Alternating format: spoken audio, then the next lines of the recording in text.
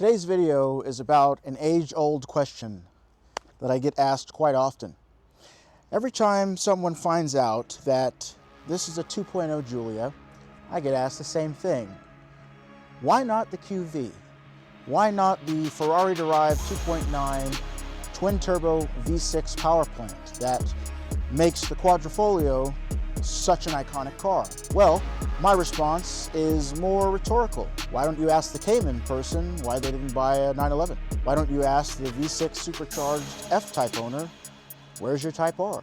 The direct answer is, well, because I fucking wanted to. But the real answer is a little bit more nuanced. I think after this video, you'll see why it might make more logical sense to have the 2.0 than the 2.9.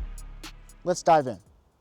Now, before this turns into a knife fight in the comments and we all get banned for saying things we really didn't mean in the heat of the moment, I'm going to break this down logically into 4 categories: price, reliability, performance, and purpose. Let's start with price. And the 2.0 wins this one by a landslide, if we're being honest. For thousands less, you're getting the same amazing Giulia chassis, the incredible brake-by-wire drive system that is also shared by the Corvette C8, and a nearly identical interior for some of the higher trim levels of the 2.0. Really hard to argue there. But the QV, that badge comes with a serious premium.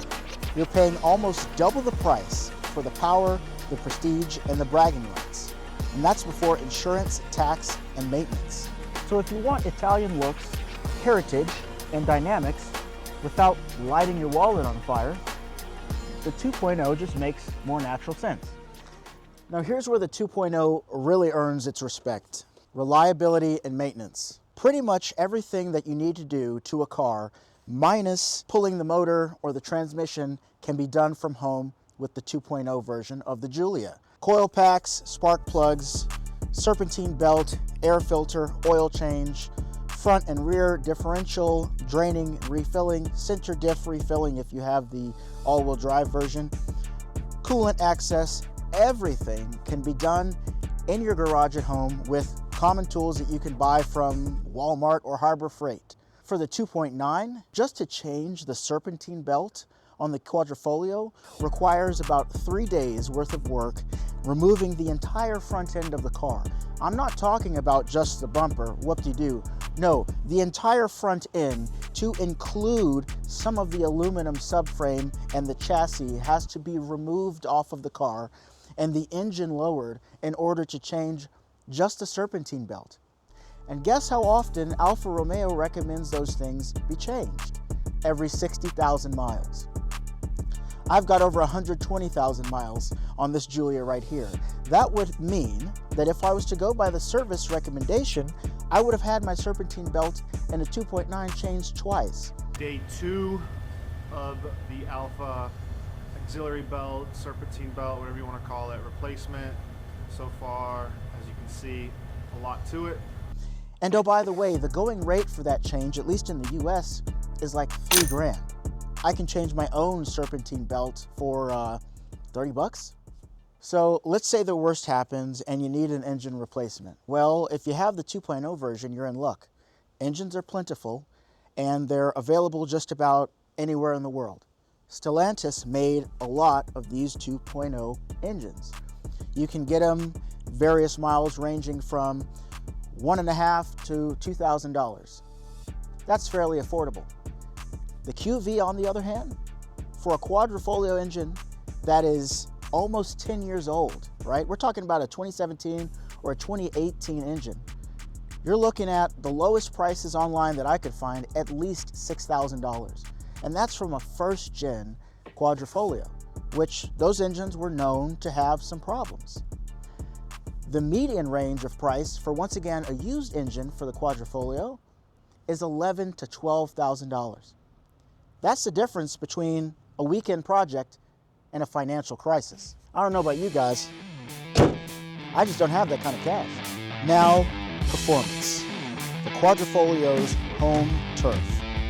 In stock form, the Quadrifoglio is an absolute animal. It's undeniable. 505 horsepower, twin-turbo V6 rear-wheel drive. It's literally Italian anger on four wheels.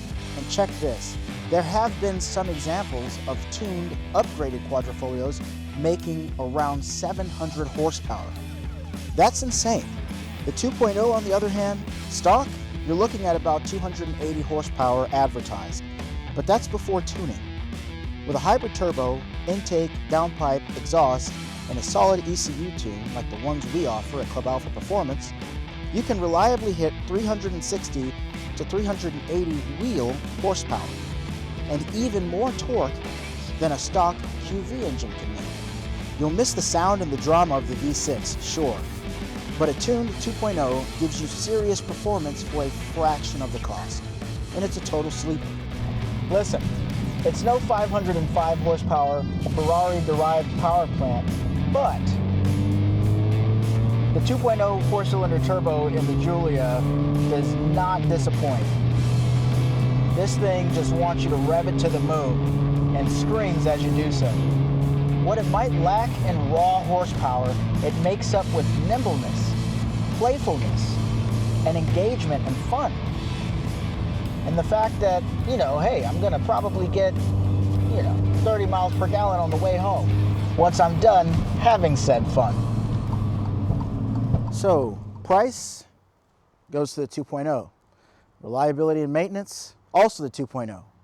Performance, Quadrifoglio hands down, and well-deserved. I guess the tiebreaker, well, to be honest, there really isn't a tiebreaker because there isn't a battle.